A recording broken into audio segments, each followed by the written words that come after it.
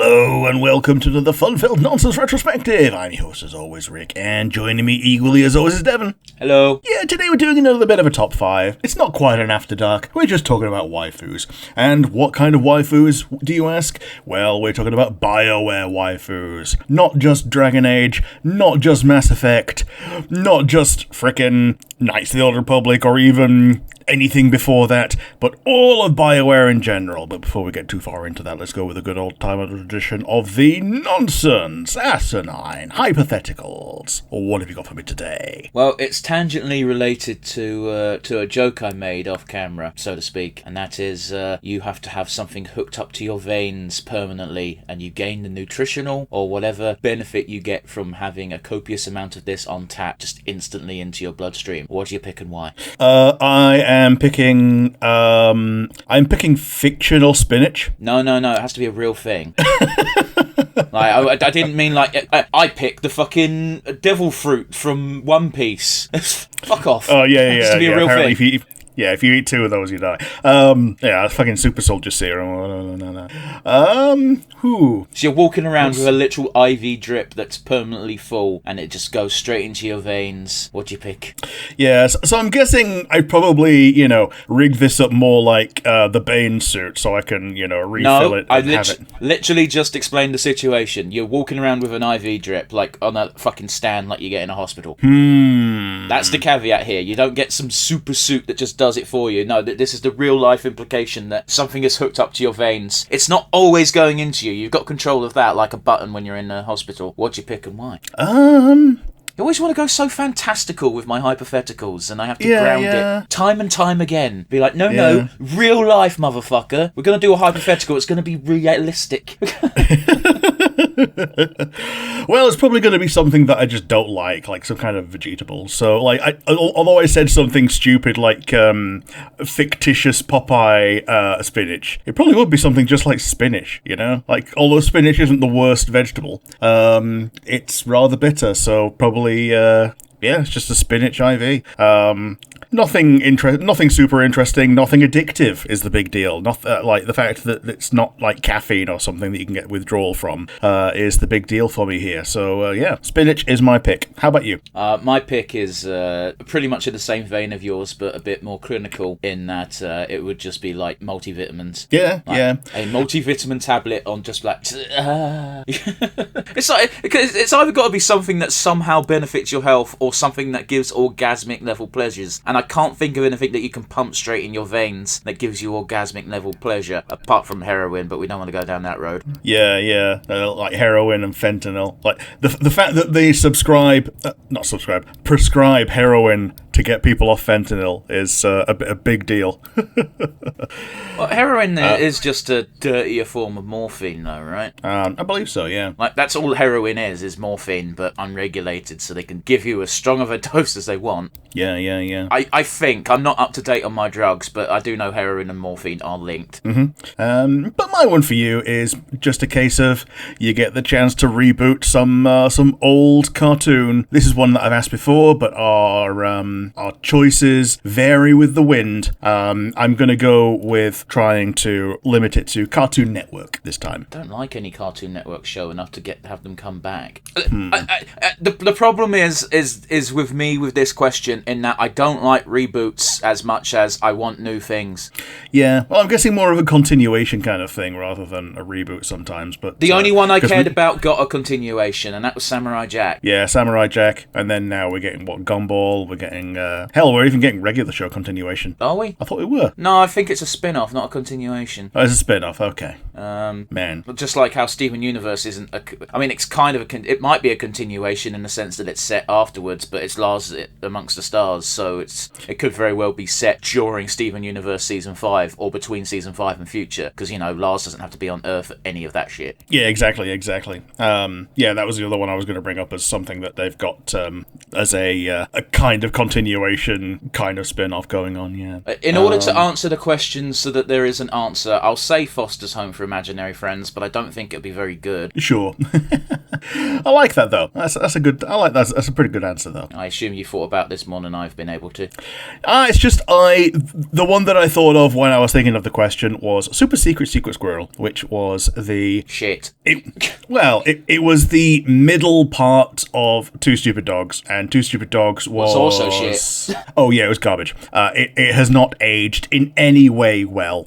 Oh god damn it! You've brought up so much like hate and visceral like why was life shit in the 90s? Yeah, it's because they were weaponizing fucking brain rot. No, they weren't, no. It wasn't even brain rot, because at least you had to be able to pay attention for 10 minutes. Yeah. Secret Squirrel was it was kind of the island of intellectuality in the sea of brain rot that was Two Stupid Dogs. They were able to poke fun at, like, old spy shit, while also injecting the good old Hanna-Barbera stupidity secret sauce. I think it's got the chance to, have some legs on a reboot. I appreciate you. You don't give a shit. Just watch Danger Mouse. Yeah, pretty much. Like, it's the same thing, only, British and better. Yeah. But yes, we're going to get into our top 5. But before we get into our top 5 of Bioware waifus, do you have any honourable mention? Before I say my honourable mention, I do want to give a disclaimer of all of my list are either Dragon Age or Mass Effect, because they're the only Bioware games I've played enough to care about. That being said, I'm sure Rick probably has branched out more than not at all. I chose not to branch out into Baldur's Gate 1 and 2, despite the fact they were technically Bioware, because they don't feel... that. First of all, I haven't played them fully, and it would just be me picking characters from Baldur's Gate 3 who happen to be in that game. Yeah, it's just going to be Jaheira 5 times. Well, Jaheira or Viconia. Yeah. But, hey-ho, diddly-do. That being said, my honourable mention is going to be Meryl, because I think she is adorable. I love her to bits. However, boy, is she hard to manage. Oh, yes. She's... Exactly. Hard to manage is very definitely it. I kind of feel bad putting her on waifu tier because it feels like she's still very childish even when she's, been romanced. You don't need to infantilize her at all. Like, the only reason why she comes off as childish is because she's an idiot when it comes to blood magic. And the unfortunate reality is she's a Dalish elf trying to live in the city for reasons that... She has reasons, but they're stupid reasons. Yeah, and she wanders off all the fucking time and gets lost in the... Yeah. Yeah, just falls into the bay on the reg. If the choice is between Meryl and Isabella, I will pick Meryl because, like, if you go with Isabella, you have to be okay with an open relationship. That's just a fact of life. Yeah. Which, personally, I'm not into. And also, like, if you don't know what you're doing in that game, it's very easy for Isabella to just fuck off halfway through. It is. You basically need to be, like, maxed out on her relationship scores to be able to keep her at all. Yeah, and I do think it does hinge on just one or two choices, but because Bioware isn't that clever. Yeah, it's just have you shown that Isabella can trust you? If so, yeah, she sticks around. If not, she fucks off. Yeah, it's very. Or you sell her into captivity, which no one actually does that. No, and they did a little author's saving throw for if you did do that. Oh yeah, as soon as you do, like as soon as she's out of the dock, she escapes. Well, yeah, because it's Isabella. Yeah. Anyway, Meryl gets my honorable mention because she's adorable, love her to pieces, impossible to live with. Oh yeah, absolutely. You cannot be this naive and a blood mage. It is not a good combination. Oh yeah. It's like being a nuclear technician who's also like a butterfly chaser. You can't walk around with bombs. I don't think that's a really good analogy. I appreciate what you're going for, but it doesn't really work. Anyway, Rick, have you got an honorable mention? Okay, my one is Lana Beniko, and the real reason is because I've not played far enough to enjoy her waifu status. I've met her in the game. You're gonna have to tell me what game she's from. So she is from the MMO version of the Old Republic. Right, cool. If it's not Dragon Age or Mass Effect, Rick, you can't just say a name to me. Yeah. So she is the blonde Sith Lord who is basically showing off that not all Sith are assholes, and she's basically your number 2 from the Sith side in the kind of unified storyline. I do genuinely believe that KOTOR has done irreversible damage to a big chunk of the community's perception of the Sith, because so many people are like, oh, the Sith aren't all bad, and it's like, no, they are, that's the point. Like, yeah, it's the same as like Jedi having massive sticks up their asses about rules and regulations, but then you meet people like Qui-Gon Jinn who's like, fuck it, we ball. You know? Yeah. And her name is a bit of a pointer here. It's an anagram of Kenobi with Beniko. So the idea is that she's very definitely meant to be someone that you're meant to empathize with, no matter what side you're on. Like, even if you're in the Empire, she's like, yeah, like, we get it, we suck. Let's get through this. And if you're light side on the Empire, then she's like, yeah, okay, cool, we're buddies. Sure. Even if you're dark side on the Republic, she's like, yeah, you know what it means to do what needs to be done. We're gonna get on pretty well.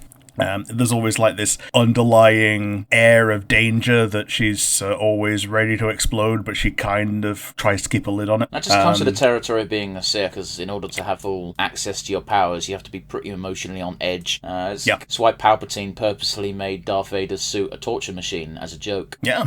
And if it weren't for the fact that she has Sith eyes, she wouldn't look like a Sith at all. Okay, but well, that also completely depends upon what version of Star Wars you're looking at, because that's not necessarily a thing. Yeah. Like they gave it to Anakin in Revenge of the Sith. Yeah, but that's because they couldn't trust the audience not to be dumb. Yeah, so they gave him the Sith eyes as shorthand for he's turned evil now. Now I am the evil, bleh. But yes, into the top 5 ourselves. Who's going to be your number 5? All right, all cards on the table. I've only got 2 people on my list who are actually romance options. So just warning you. Yeah, no problem. Number 5, however, is not, and boy, do I wish she was. It's, of course, Aveline from Dragon Age 2. Oh, yeah, she's good, isn't she? She is good, and you can see what it would have been like if you'd have romanced her, because she does romancing and you kind of help her. Yeah, like, I find it's actually really funny when Meryl's going, oh, you wouldn't need that unless you're courting him, and she just stops for a second and goes, you're courting him!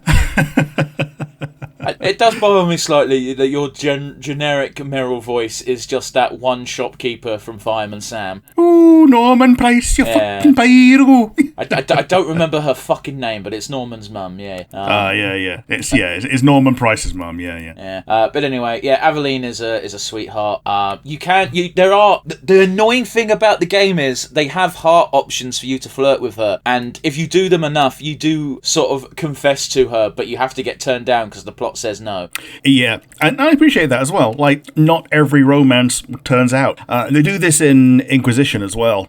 But normally it's a case of, these tend to be people who you can romance, and you just get far enough down that they turn you down gently because, oh yes, incompatible. Yeah, okay, but the difference with Inquisition is they do that in Act 1. Yeah. Whereas in Dragon Age 2, you're firmly in Act 2 by the time you actually get to make a confession scene, and Aveline's just like, no, I clearly like this other bloke, and it's like, fuck. Yeah.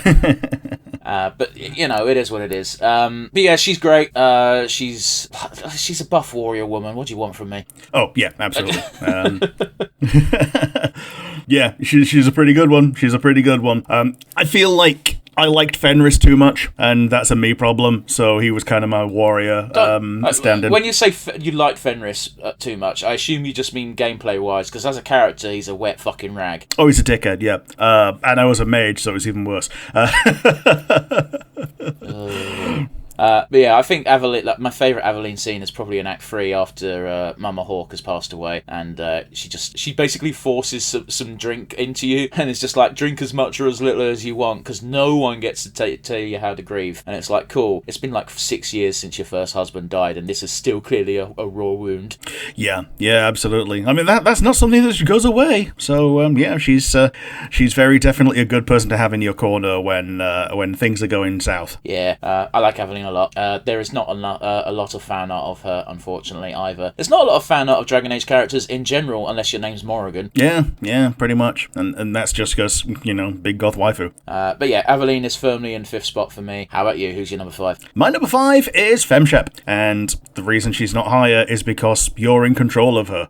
This is a weird choice to make, Rick, but go ahead. I know, right? Like, default Femshep, that the default design that they gave her for the alternate cover of Mass Effect 3 is, I think it's peak design for a character like that. She's buff, she's dangerous, she's a supermodel, and it's Jennifer Hale. And this is my Jennifer Hale pick because as much as I like the other ones, I just think Femshep has more to her, even though she's as mercurial as the wind. As long as you pick one way or the other, Renegade or Paragon, you know what you're in for. I don't think Femshep is buff at all is the problem. The problem is she wears bulky armor. Like, underneath that, I've seen the character in their casual clothes. They've got nothing to them, physicality-wise, which, unless they're a soldier, makes sense. Yeah. That being said, can you not just be a little bit honest with the audience and just admit the reason why she's on number 5 on your list is because redhead? Yeah, that too. Yeah, that too. That's doing a lot of heavy lifting. Yeah. It's redhead Jennifer Hale. Like, it's that, or I pick any of the other Jennifer Hales. But I think the Femshep design is fantastic. I don't know enough characters in Bioware that she's voiced.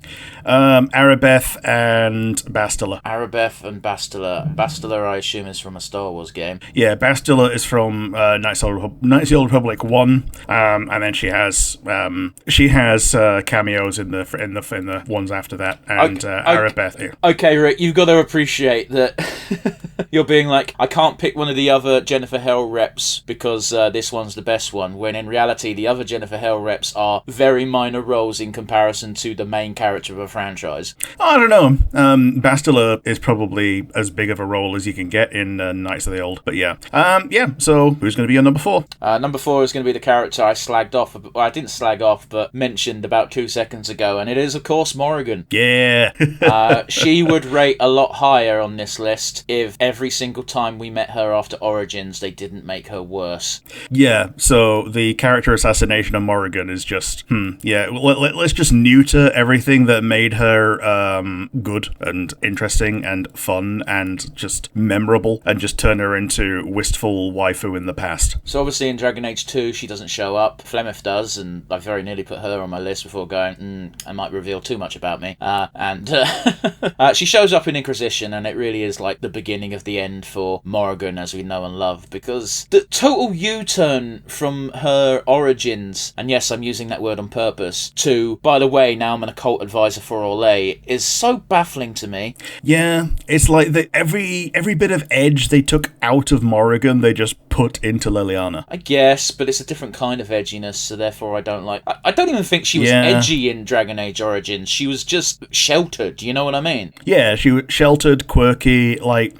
She was just a fantastic way of showing how someone can be a wild witch and have human hopes and dreams and wants and desires, but not know how to act on them in a healthy way. Yeah, I mean, she knows how to fuck. She makes that very clear. But like, romantically speaking, it's all very new to her. It's an interesting take, especially if you go down that route. Of course, if you want to, you can just fuck her at the end of the game and not give a fuck. It's perfectly a valid option, and like, she's down to clown for a reason. Or make Alistair do it. I don't like the idea of making Alistair do it at all, because he doesn't want to do it, and Morrigan's like, I'll do this, but like, it's Alistair, he smells.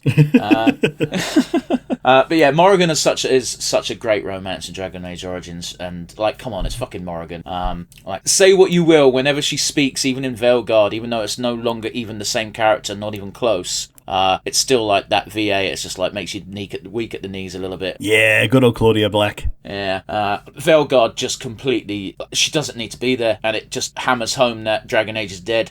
Yeah, the character that she plays doesn't need to be Morrigan, like, in any way. No. Like, I mean, yeah, you got the plot thing that's like, this is why she's here, but like, she doesn't start like that, and even when she does get to that point, it's like, oh wow, choices really don't matter, do they? It might as well be Sally, the other one of those. Yeah, it could just be generic OC number 4. Like, you didn't need to put that... They did that with every single returning character in Veilguard, though. It's not just Morrigan, it's just Morrigan hurts the most because she's the one we've known the longest. Yeah. Like, shit, they could have made that... They could have made that the Inquisitor. Christ. Well, I wouldn't have liked that either. I would have liked it, but... Okay, so why did you bring it up? We're meant to improve it, not make it like it's the same flavour of shit, just slightly different tone. Just a shitty side grade. But yeah, like even Morrigan's like final farewell in the I forget what the name of the DLC is, but it's just a very nice ending, especially if you romance her and you follow her. Yeah, in Witch Hunt, like the good ending is essentially she's going to escape, and you're like, well, I've got nothing holding me back. I'll just go with you. I've even got the dog with me. Like, I'm good to go. Yeah. But yeah, Morrigan is firmly in 4th spot. I would love to have rated her higher, but they've just completely fucked it. Yeah, absolutely. Who's your number 4, Rick? My number 4 is Isabella. And go. Yeah. Yeah, you shared that meme a couple of days ago. Okay, and, yeah. Before you go into your reasoning for liking Isabella, because I like Isabella too, I think she's so fucking cool. However, I just bitched about Veilguard neutering Morrigan. My fucking days, who the fuck is Isabella? Yeah, she just happens to be a pirate. No, it's worse than that, because you get that fucking... you might not have seen this, Rick, and I appreciate that. There's a scene later on with Tash, after Tash's identity crisis, where... Why, of all the characters to pick for this point, why Isabella? She doesn't give a fuck. Oh, about the gender identity and... she accidentally called Tash a she or a woman, and Tash is like getting all pouty and grumpy about it, and rightly so. It's still a fresh change, and it's a sore subject. And Isabella going, oh, blah, blah, blah, I should do penance by doing this exercise 10 times. And it's like, Isabella wouldn't do this. At most, she might went, oh, my bad. At most. Not making a big deal out of it. Yeah, that's... Bellara's in that scene as well. And she starts pulling a barb. Yeah, and I adore Bellara. She's adorable, and she gets a pass. It makes sense for Bellara to do some shit like that, but not Isabella. Yeah, like... I did romance Bellara, so I essentially put Bellara on my in the place where you put Meryl, and I couldn't even bring myself to romance Meryl, but yeah, Isabella, she's very fun. She's also fun to not romance as well. She's an excellent wingman. Yeah. And if you're not romancing either of them, then she gets together with Fenris as a bit of a slap kiss. Well, I was going to say, get together's a bit of a stretch. They fuck once or twice. Yeah. They're just insulting each other, and then she just goes, so same time tomorrow? And he goes, oh yes. God, what a waste of Balfir. Yeah. But yeah, she's very definitely a very attractive character in Dragon Age 2 specifically. Yes, because in Dragon Age Origin, she's also unrecognisable, technically. Yeah. In Dragon Age Origin, she's like generic human female number 2. I think she's also white. She is white. Yeah, it's very weird. But you can still have a foursome with her, so that's fun. You can't. It's a lot of effort to get a foursome. It's way easier to have a threesome. Yeah, it's way easier to have a threesome. The threesome makes Ogren faint. Only if you're women. Yeah. If you're all women, he'll faint. But if you're just a dude, he's like, oh, that's good for you. Fucking hate you, dude. But yeah, Isabella's my number 4 because, well, there are things about her that suck, but in general, she's a lot of fun. Can I go on a mild Ogren rant? Yeah, let's go. I started playing Rugrats again recently, one of the old PS1 games, and I went. Okay. And it was a studio tour specifically, and I went through one of the doors, and when you go into each zone for the first time, you get a director talking to you, and I was like, that's a really gruff, gravelly voice. Why does it sound familiar? Looked it up, and I'm like, Jesus Christ, Steve Blum's been in a lot of shit, hasn't he? Yeah, he has. Rugrats. I didn't think he was doing fucking voice work during Rugrats. Yeah. Fucking hell. Anyway, that's my Ogren rant. Sweet. But yes, who's going to be at number 3? Number 3, we're going back into the non-romanceable pool, and I'm sure I'm not alone in this, and it's not as embarrassing as admitting I had a boner over Flemeth. It is, of course, Dr. Karen Chakras. Ah, Dr. Chakras. Hacksaw. God damn it, she is really precious, and she doesn't take any shit. No, she don't. The only time I've actually managed to make her mad is when I was doing my quote-unquote evil playthrough, and I was just trying to encounter all the new stuff, because she was alive, and the only way to get her to not join your team in Mass Effect 3 is to physically turn her down. So, and the only reason to do that is to encounter the new and interesting, and not very interesting, really. Was it Dr. Chloe or whatever? Dude, I don't know. I never met her. Yeah, she's basically the failsafer if Dr. Chakwas dies in 2. Yeah, I mean, I remember getting real fucking, like, emotional boners during the drinking scenes you get with Chakwas, and being like, Jesus Christ, just give me the option to at least try, even if she shoots you down. Yeah, just let me squeeze that hand.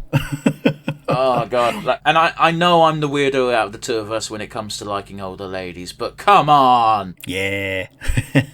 Yeah, she was fun. She was a great person to just have in your corner at all times. She's one of the most loyal members of the entire Normandy crew, and that's saying something. I mean, yeah. She even powers through the mild PTSD that she has to rejoin you in free. Yeah, absolutely. Although I think it's slightly more mild if you didn't get there in time, and a few people do actually get disintegrated. Yeah, if you power there immediately, she's fine. If you take too long, she's basically the only person left. Yeah. And if you take far too long, she also becomes soup. Yeah, although that being said, if you play the game properly, chances are you'd have done everything by the time it's time to mount that rescue mission. Yeah, you've got 2 missions, and one of them is going to be Legion's recovery mission. A loyalty mission. And you probably want to keep another one that you want to bring Legion along for as the other one for the uniqueness factor. And yeah, those are your 2, and then you go into the end game. Yeah, although I wouldn't recommend leaving Tally that late. Usually no, but I like having the uniqueness out of it. I mean, sure, but I just looked it up on YouTube because I'm not risking my people dying. Sure. But yeah, Chakras is great. I don't think she gets much love from the fan base because she's just kind of there. And I don't know, you'd probably have to balance it out a bit, and if she did, if she was romanceable, you'd probably have to find a generic dude on the staff or not generic dude, but you know what I'm trying to say, right? Yeah, you'd need a stand-in for her, the way that you get the stand-in that's a full-on medic. No. I mean, if you add her as a romance, you have to add another dude to the romance pool. That's all I mean. Not necessarily, but yes. Well, yes, necessarily. That should be 50-50. Make it fair. You know what I mean? Well, I mean, you could make her bisexual. That's not what I mean. I mean, if you add another lady to the romance pool, you have to add another man to the romance pool, so there is equal amount of options. Rex. I don't think that would work, like, biologically speaking, but if you wanted to. But he's not into. He is, but he's not... Okay, but you know my point. You get my point, right? Yeah, so it'd be a Rex booty call. No, it has to be more than a booty call. Anyway, who's your number 3? My number 3 is Morrigan. Yeah, sure. For a lot of the same reasons that you pointed out. She's a great slow burn that's also a firework. Like, she starts out very, very, very full on, and it's only when she realizes that you're not going away that she kind of panics and becomes a little bit more capricious with her affections. You can be very, like, the beginning of your relationship with her will be very snippy at best. Yeah. I do remember one of the early dialogues with the dog at the camp is, will you tell your dog to stop rooting around in my underwear or my undergarments? She words it a bit more classy than that. And one of your options you can pick is just can't be any worse than what normally goes in them. And I can't remember her exact words, but it boils down to her just going, fuck off. Yeah. Yeah, it's good. I like the other one of you're talking to Win and or Win's just doing some like general banter, and she goes, Morrigan, you do know that the warden exists above the waist, don't you? Yeah, she does. Of course she does. Yeah, because she's just looking at your crotch and ass the entire time. Listen, if you're spending all day fighting Darkspawn, you gotta take your mind off it somehow. And if that way is by looking at cock and ass, then more power to you. Yeah, you gotta eat the eye candy. Explicitly cock. It's in Morrigan is 100% straight. Yes. And yeah, we're just lamenting the character, the slow burn character assassination of Morrigan, going from neutered in 3 to unrecognizable in 4.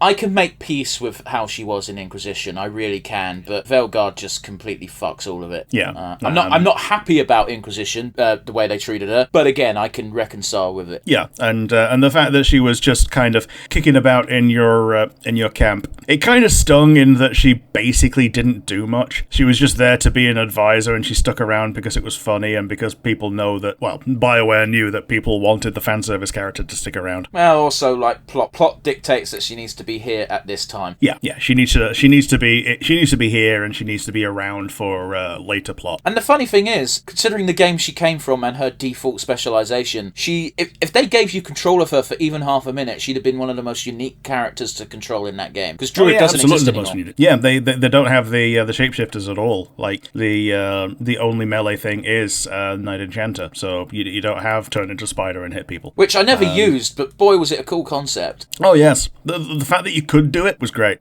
Did I do it? No, outside of triple hasted bees. Yeah, no, fuck that. Chain lightning. Yeah. Chain lightning. Oh yeah, yeah, and Storm of the Century when you like combo it with Ice Storm. Yeah.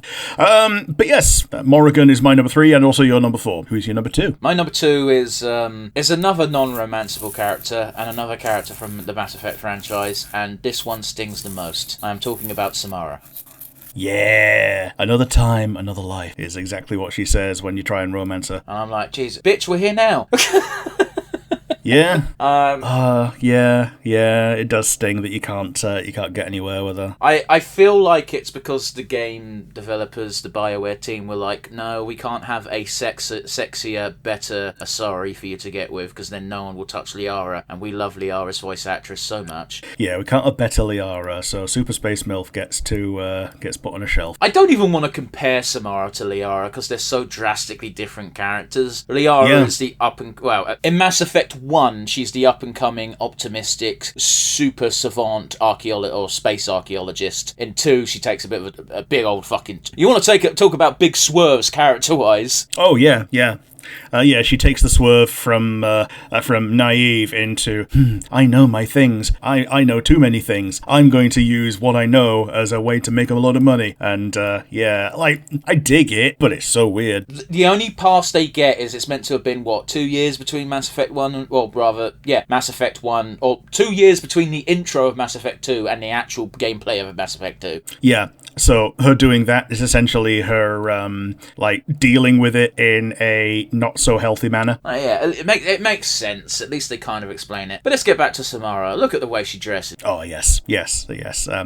She knows that she's shaped like Samara, and is quite happy to show off. Yeah, and if she wasn't a Justicar, she would be effectively an Asari matron, which is rare in of itself. Yeah. Like, we've not had one of those playable before. Or since. No, because this is something really funny about fucking Mass Effect. It's like, no, you only get one Asari at a time. Yeah. Yeah, you've got Liara, you've got Samara, you got Morinth if you're shit, and then you've got what was it? PB, the rabid one. Yeah, I didn't really like her all that much. No, neither did I. She was... I think people liked her because she got her sex scene really early if you were going down that route. Yeah, and I think she starts it by, punching you across the head and then straddling you. I don't know, I never watched it. Again, the character is not an attractive character in personality or design. Yeah, I think I ended up with Vet instead. I was always going to romance the fuck out of that Turian. Yeah. I think her name was Vet, wasn't it? Yeah. I don't remember. Hey, if you want to talk about shit sex scenes. Yeah.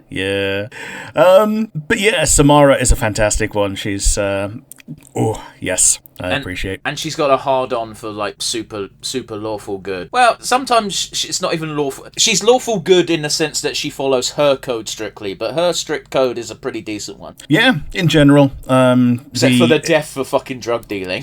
That's a bit harsh. Yeah, there are things that are very harsh, and it's really funny when she goes, the code is intentionally vague when it comes to this. So we can't get married, but we can do cheeky blowjobs? Yeah.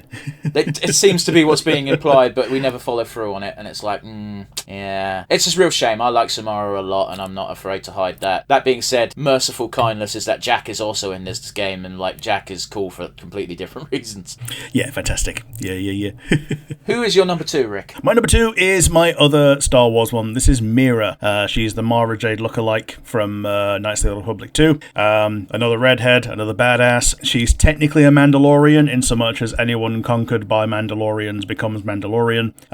They retconned that, didn't they? Yeah, in the aftermath of the Mandalorian War, this is kind of just, yeah, she's a bounty hunter, but she only goes into that when you press her on it. But she does have Mandalorian gadgets, but not the armor. So she's got the good old Boba Fett or wrist-mounted shit going on. You can turn her into a Jedi, and she becomes a really unique one in that she's still probably better off using pistols. I mean, I've always liked that idea as a concept that I wish they'd explore in the show more. In Force-sensitive individuals who aren't Jedi, they just use their Force powers to make what they already do better. Yeah, and the Jedi type that you make her into is the one that's more rangery, more skill monkey-ish. So it's like a middle of the road between combat and skills, but not quite fighter, not quite like wizard. I know this term skill monkey has been around much longer than Pokemon has, but Pokemon has ruined me, and whenever someone says skill monkey, my brain autocorrects to, oh, HM whore. Oh, yeah. Yeah, Zigzagoon. Zigzagoon, Bidoof, Rattata, pretty much any of the generic fucking Rattata types. I think Bidoof Bibarel was the best one, because you could get Surf as well as Cut and all sorts of stupid bollocks. Linoon also could use Surf for some fucking reason, but Bidoof was better. I don't know. Bidoof makes sense, it's hot water. Yeah, exactly. Yeah, it makes a lot of sense with Bidoof. I think Bidoof could do the other water ones as well, like Waterfall and Dive. Yeah, Waterfall and Dive. Whirlpool's gone by then, I think. And good. I'm so glad HMs don't fucking exist anymore. Even every single ROM hack since like 2010 has been like, yeah, HMs are stupid. You just get the ability and you do it. Yeah, absolutely. She's also one of these that's not romanceable. You can try. But she goes, oh yeah, you're like 40, and yes, you've taken good care of your body, but I'm like 22, and no. Okay, but what you said was just a very valid thing, right? However, my brain's still just focusing on, what do you mean Cypher can't use cut? But yeah, it's one of those things where I respect that not everybody appreciates older partners. I'm glad that that's the reason they give. That's a pretty neat one as far as games go. I didn't realise in KOTOR your character's meant to be in his 40s. Yeah, in KOTOR 2, it's you're someone who's come back after the Mandalorian Wars, and it's definitely a few years after after KOTOR 1 as well. Fair enough then. Well, it'd have to be, because KOTOR 1 is Revan. Yeah. So this is someone who went off to the war with Revan, and is the only one who came back to face trial for the atrocities that they did during the war. I fucking always hate that as a trope. Yeah. You're the only one we're bothering to prosecute because everyone else was better at hiding. Well, they outright said that they personally went back and turned themselves in for it. Oh, so your player character's stupid? Yeah. Fuck off. That's really round me up and makes me not want to touch that franchise. Yeah. It's like the start of Mass Effect 3 all over again, where it's like, hey, the Reapers are about to invade, and I know nobody believes Shepard, but why the fuck have you got this war hero on court-martial still, after months? Yeah, either prosecute him or fuck off. Because he turned himself in for blowing up that Batarian colony to stop the Reapers from getting there immediately. And here's the thing, right? If your character has the background of the Batarian slave survivor bullshit, I can understand why the planetary rulers of justice are like, yeah, this is suspicious. But otherwise, it's like, oh man, fuck Batarians.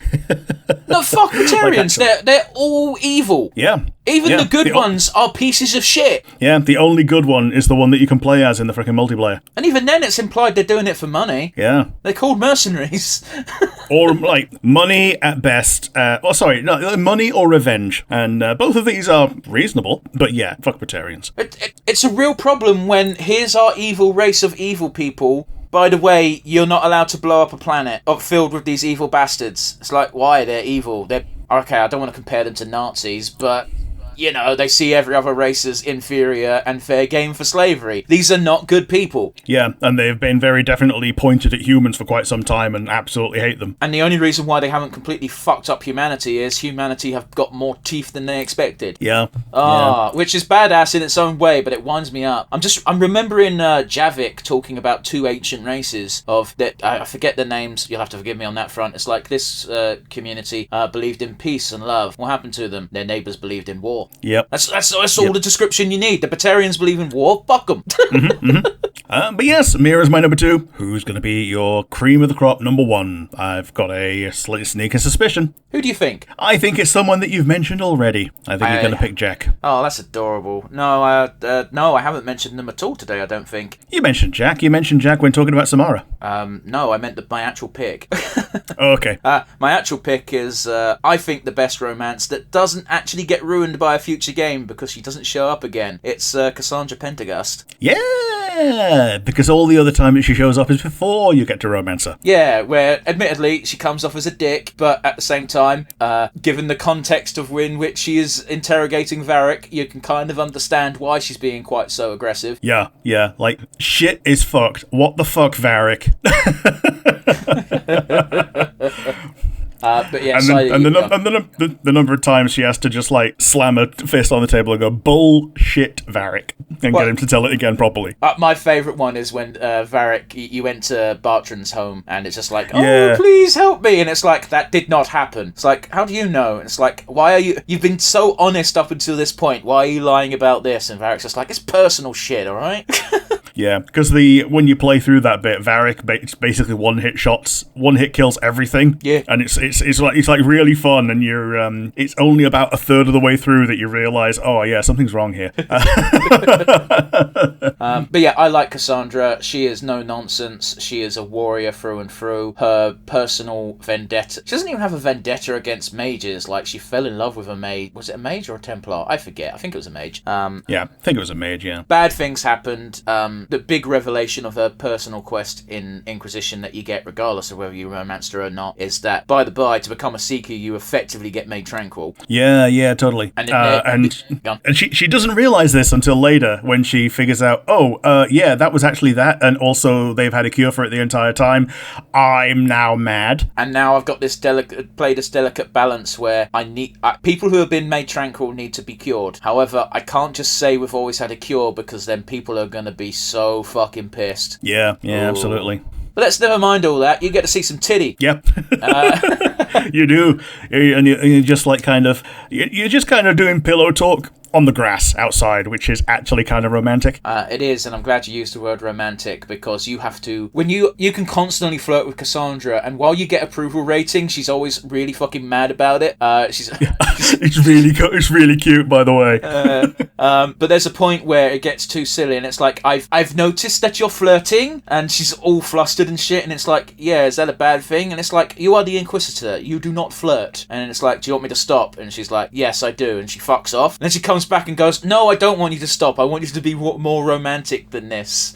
And you get a whole side quest finding books and shit. And then you finally woo her, and you do the adorable scene, which happens to get you some titty. I think this is the first time Dragon Age actually showed tits. Well, apart from Dragon Age 1. Did you see tits? I swear you got bras, even in the okay, so there were tits, but it wasn't on your romance partners. I don't remember seeing tits in Dragon Age Origins. So there was like the Desire Demons and the Dryad Lady. They all had tits out. Yeah, but they didn't show nipples, so therefore it's okay.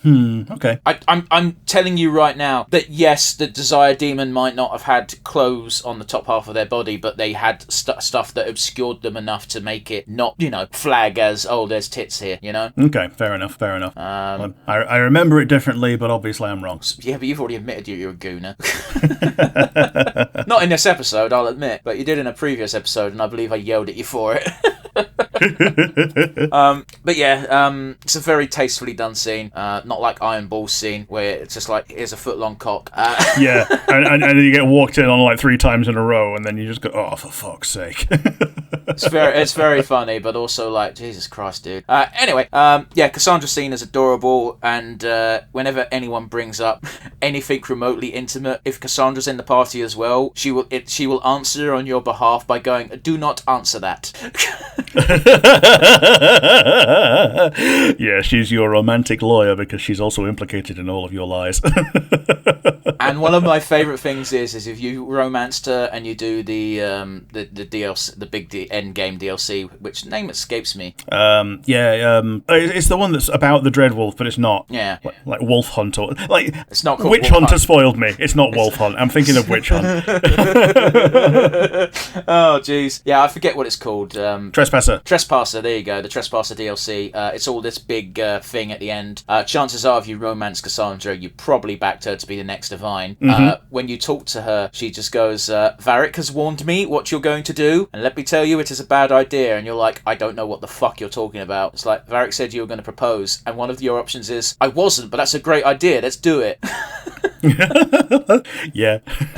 Unfortunately, Cassandra has to be like, I can't marry people, I'm the Divine, and it's like, fuck. Yeah, it's double sucks for me because I was Kunari, so it was never going to work. I mean, that's a you problem through and through. Yeah, totally. Human supremacy, bitch. Well, she even says like it won't. The optics are not going to look good with you being a Kunari, and you're like, okay, I guess we'll just do it behind the scenes. And this is why that conversation with Iron Ball still annoys me, but is still annoys me in a character perspective. Out of character, it makes perfect sense, but in universe, it's like it's bullshit, and you can call him out on the bullshit. Where you're like, hey, Iron Ball, we're both Kunari, and Iron Ball immediately goes, you are not Kunari, and your response is just, I've still got the horns, don't I? Yeah, like I appreciate what he's saying. What he's saying is you weren't raised in the culture. So you'll never know what it was like to have been raised in it. Yeah, except Iron Ball also has the best response to that, where he just sort of grunts and goes, fair enough. Yeah. But he does it in such a way where it sounds like, I don't want to have this discussion. Yep. I don't want to have to teach you as to how wrong you are. We as players have had 3 games of Kunari bullshit. We know that Kunari the race and Kunari the people are 2 different things. It's kind of like Judaism in that respect, where you could be Jewish the religion, and you could be Jewish the race. Yeah, and you don't need to be both, but you probably should. But yeah, Cassandra is a very good pick. She was also my pick in Dragon Age 3. I mean, the choice if you want a straight relationship as a dude are Cassandra or Josephine, and Josephine sucks. I'm sure she's very fulfilling to romance, however, she's not a party member. The problem with Josephine is, because I've done both, I've done most romance options in Dragon Age Inquisition. I really loved that game when it came out. And the problem with Josephine's is Josephine's feels like Cassandra feels like an actual romantic connection, and like this is a thing that if you want it to, it will last forever. Josephine feels like, oh, the Inquisitor is interested in me. This will look really good. Yeah, this is really good on my political resume. Like, I think the best way of showing off how different the relationships are is if you ask for a kiss from Cassandra, she takes you into a secluded building and gives you a kiss away from people. You ask for a kiss from Josephine, she gets up from her desk and takes you to the courtyard. Yeah, where you can get paparazzi'd. Like, everyone can see it. Where there is no more concise way of comparing the 2 relationships, in my opinion. Although, of course, I do think the best romance in that game is probably Sarah, but that's because I like her impishness. Yeah, true. Although I think you did bring up my favourite part of the Cassandra romance, where she just says no, stop, and storms out, and then just wheels around on a heel and just charges back in, really annoyed, going, actually, no, I do want this, but... She gets so flustered when you read the poetry to her as well, and it's like, bitch, you wanted this. Yeah. Like, the other thing is just, having banter when you've got your love interest with you, with other party members, is just great as well. Like you say, a lot of the time it's don't answer that for Cassandra, but just having other party members rib you about things it just makes the world feel alive, you know? And it's one of the reasons why Baldur's Gate 3 has taken a lot of good elements from the old Dragon Age stuff, because this is something they also do. Yeah, you get some unique and dynamic party banter based on who's getting romanced when as well. It's great. And if you, heaven forbid, romance 2 people and drop one of them, oh god, the banter is so funny, especially if one of those people is Gale, because it's so easy to accidentally flirt with Gale.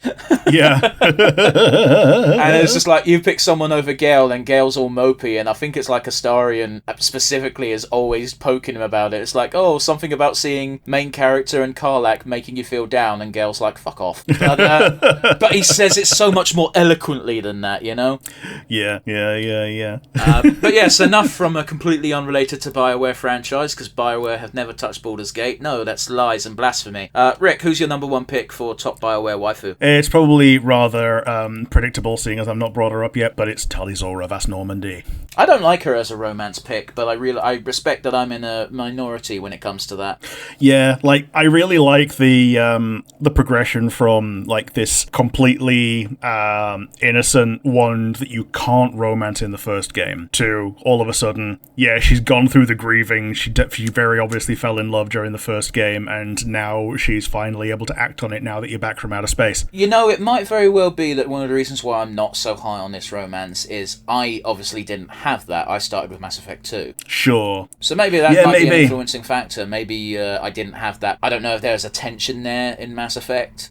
Yeah, she's kind of doe-eyed. It's basically, imagine if you couldn't romance Liara, but she still behaves the way that she does. God, she's fucking horny. Yeah. It's a bit like that, and then just imagine that you could only start romancing Liara in 2. It's. I think a better example would be 2 and 3 for that regard, because Liara's not really in 2. Yeah, I guess so, yeah. Who's in 2 and 3 that you can't romance in 2, but you can in 3? There isn't anyone, really. Caden. He's not. He's in 2 for even less time than Liara. Yeah. Caden as a man is pretty much the only one that I can think of for that, but yeah, he's very definitely in 1 as well. And he had his lines for being able to be romanced as well. They just turned off the ability to do it. I think you already pointed it out, but just to stress, that's it as a male shepherd. I believe he was always a romance option for Fem Shep. Oh yeah, he's always a romance option for Fem Shep, and he gets really annoyed when you when you go with Liara, and he's like, I didn't know you, okay. Not as mad as Ashley, I suspect, the space racist. Oh, worse, because her voice actor is, like, staunchly anti-gay, and, like, she's the reason that Caden wasn't allowed to be a gay option as well, because they couldn't do it symmetrically. That's weird. Yeah, but oh well. Are there any gay romances in Mass Effect 1 apart from Liara? No, and Liara is very definitely a bleached underpants version of it. So it's not gay. She's a monogendered space race that just so happens to look like a lady with tits. It does bother me a little bit. It does bother me a lot that it's like, here's this monogendered species, which means therefore if they get with women, it's not gay, and it's like, what? Yeah. What fuck weird logic is that? Yeah, it's one of those. Oh, gee, it annoys me. But yep, Tali is incredibly cute. The only thing they did to ruin her was showing that weird stock image picture of her face on. Oh God, I had completely forgotten about that. Oh, what a disservice! Even I was mad about that, and I didn't romance her. Yeah. It just every other design that people have made as a fan looks better. Like with the purple ones, anything purple, looking like a drow with glowing eyes would look fantastic for her. I mean, I've got to be completely honest with you, because of the shape of the helmet and the way they've got the weird posture. And this is going to be me being a real fucking weirdo here. I always pictured like battle droids but fleshy. Yeah, something that's kind of slightly insectile. Yeah, I guess Geonosians, but less stocky and more sexy.